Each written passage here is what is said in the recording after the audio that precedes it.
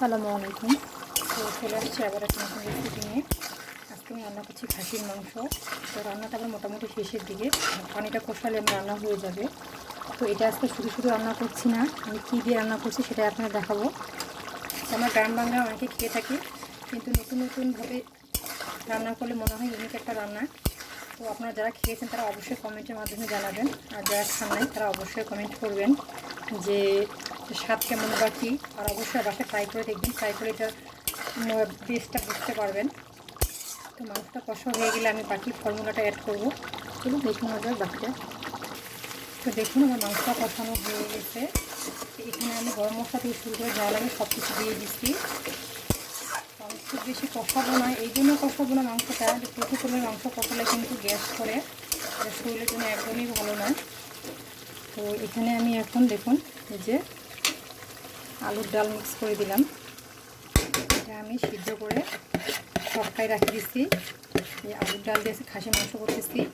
আপনারা এটা শুধু খাসি না, বা গরু মাংস মুরগি মাংসের সাথেও করতে পারবেন। এটা খেতে অনেক মজা, এটা একটু বগুড়ার বিখ্যাত একটা খাবার, আমি মোবাইলে প্রায় সময় দেখি।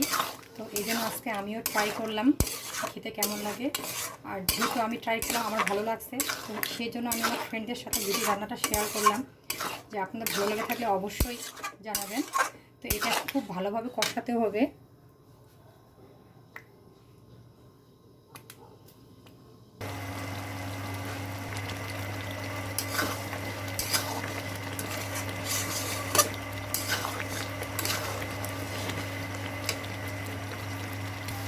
তো দেখুন আমারটা কষানো হয়ে গেছে।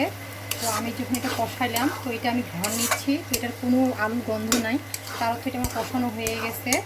তো এইখানে আমি এখন পরিমাণ মতো পানি দিয়ে দিব। আপনি কতটুকু ঝোল করতে চান, এটা ঝোল করলে ভালো লাগবে না। আমি পানিটা দিলাম, এটা বলক দিয়ে আমি নামিয়ে নিব একটু আঠা আঠা করে। আর আলু তো এমন একটা জিনিস, আলু তুমি যতটাই পানি দেন আলু কিন্তু আঠা আঠা হয়ে যায় পরে অটোমেটিক। তো আমি এটা দিলাম, এটা দিয়ে আমি আঠা আঠা করে নিব, তারপর নামিয়ে নিব। আর এখানে শুধু আমি এখন জিরার গুঁড়ো অ্যাড করবো, আর কিচ্ছু অ্যাড করবো না।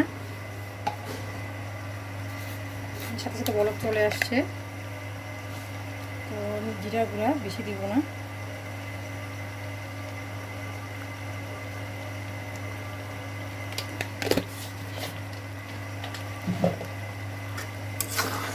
আর এখন তো রোজার মাস, লবণটা টেস্ট করারও ব্যবস্থা নাই, এই জন্য আমি আন্দাজ করে আগে লবণ দিয়ে দিছি।